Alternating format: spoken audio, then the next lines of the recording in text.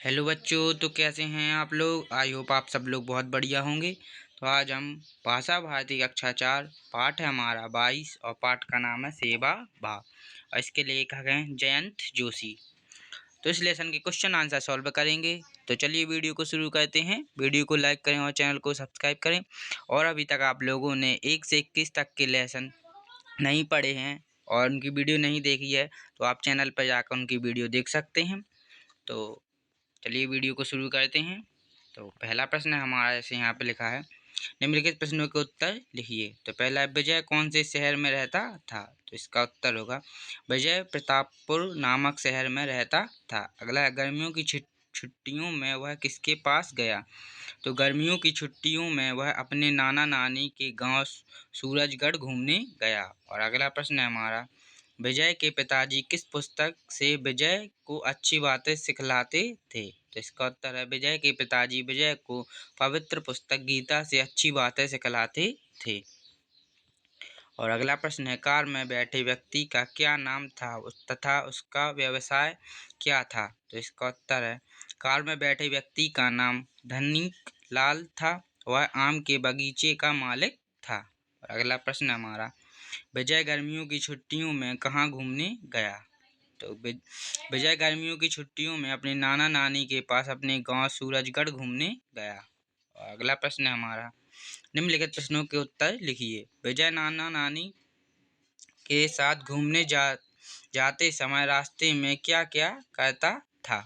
तो गर्मियों की छुट्टियों में विजय प्रातःकाल अपने नाना जी के साथ घूमने जाता था। वह अपने साथ अनाज के दाने ले जाता और रास्ते में मिलने वाले पक्षियों को चुगने के लिए डाल देता। कभी वह किसी बूढ़ी दादी को रास्ता पार कराता था तो कभी रास्ते से निकलने वाले घायल पशुओं को देखकर उनकी मदद करता। यदि पशु अधिक कष्ट में होते तो विजय उनकी सूचना गांव में पशु चिकित्सा को देता।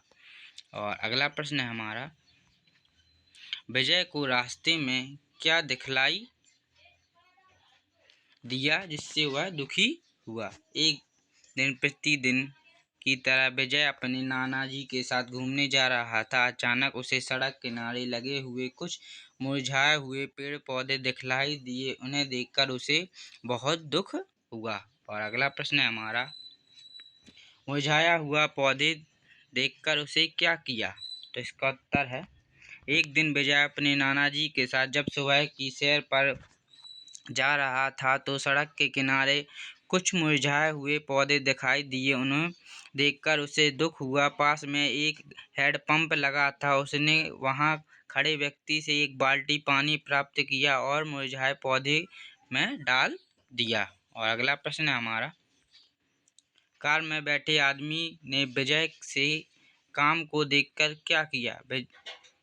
तो इसका उत्तर होगा, विजय के कार्य से खुश होकर कार में बैठे व्यक्ति ने संकेत से विजय को अपने पास बुलाया और उसकी प्रशंसा की। उसने विजय को एक 50 रुपये का नोट देना चाहा, किंतु विजय के मना करने पर उसने उसे आमों का एक टुकड़ा पुरस्कार में दिया रूप में प्रदान किया। और अगला प्रश्न है हमारा, विजय ने पुरस्कार में प्राप्त आमों का क्या किया। तो इसका उत्तर है, कार वाले व्यक्ति से पुरस्कार स्वरूप प्राप्त आमों को रास्ते में मिले बच्चों में बांटता हुआ विजय घर पहुंचा। घर पहुंचकर आमों की टोकरी में से एक आम का फल लेकर शेष सभी आम नानी जी को देते हुए उसने कहा, नानी यह आम मोहल्ले के सभी को बांट दो, मैंने अपने लिए फल ले लिया है। और अगला प्रश्न हमारा, कोष्टक में दिए गए शब्दों में रिक्त स्थानों की पूर्ति सही शब्द छांटकर कीजिए। तो विजय खालिस्तान बच्चा था, शैतान सरल स्वभाव का। तो इसका सही है सरल स्वभाव का। और अगला है, विजय प्रतिदिन खालिस्तान घूमने जाता था तो प्रातः काल। अगला है, विजय के पास में एक खालिस्तान दिखलाई दिया तो हैंडपंप। अगला है, कार में बैठे व्यक्ति ने विजय के सिर पर खालिस्तान से हाथ फेरा, स्नेह क्रोध तो स्नेह। और अगला प्रश्न है हमारा, निम्नलिखित मुहावरे का अर्थ लिखते हुए वाक्य में प्रयोग कीजिए। जैसे पीठ थपथपाना, शाबाशी देना, इसका वाक्य प्रयोग होगा। कक्षा में प्रथम आने पर गुरुजी ने संजय की पीठ थपथपाई। अगला हृदय को छूना, मन को अच्छा लगना। वाक्य प्रयोग लता मंगेशकर ने अपनी गायकी से प्रत्येक भारतीय के मन में को छुआ है। अगला भूरी भूरी प्रशंसा करना, तारीफ करना। वाक्य प्रयोग निस्वार्थ भाव से किए गए काम की सभी भूरी भूरी प्रशंसा करते हैं। अगला है किसने किससे कहा, तो बेटा तू यहाँ मेरे साथ घूमने आता है या इन सभी की सेवा करने, तो नाना जी ने विजय से।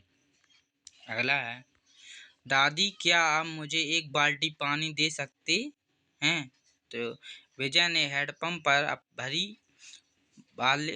पानी भरने वाले एक सज्जन से।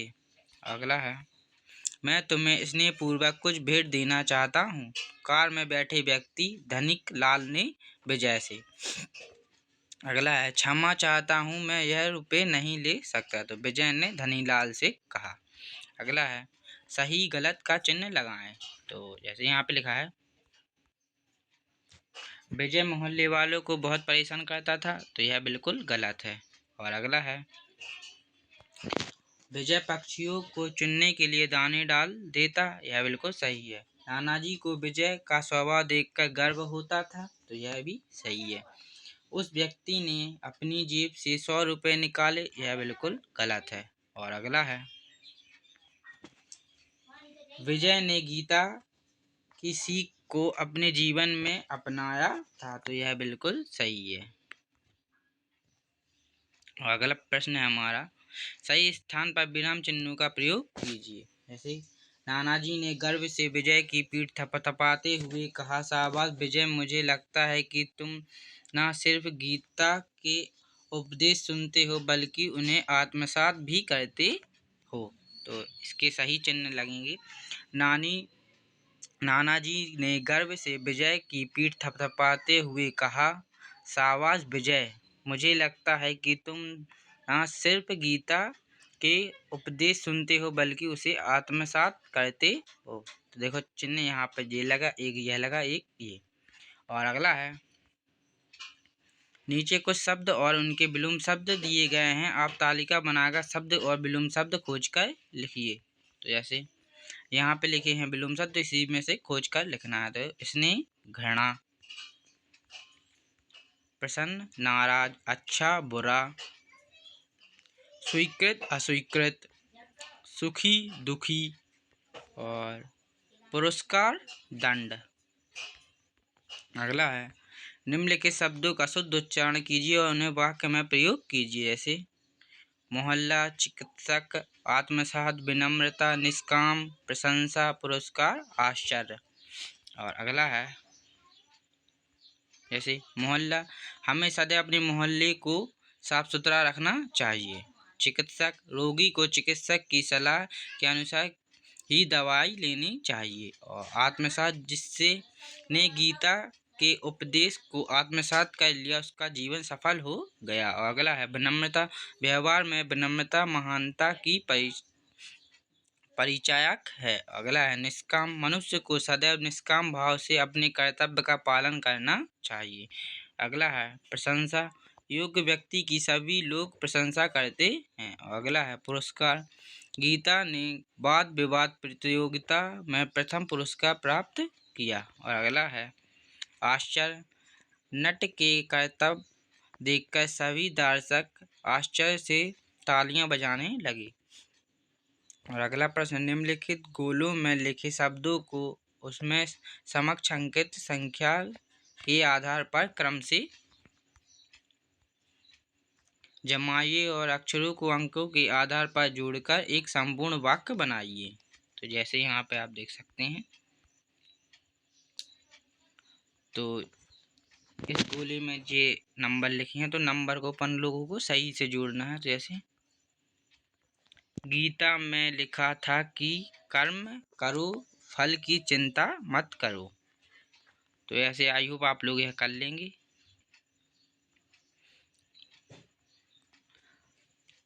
और अगर आप लोगों को वीडियो पसंद आई हो तो वीडियो को लाइक करें और चैनल को सब्सक्राइब करें। धन्यवाद।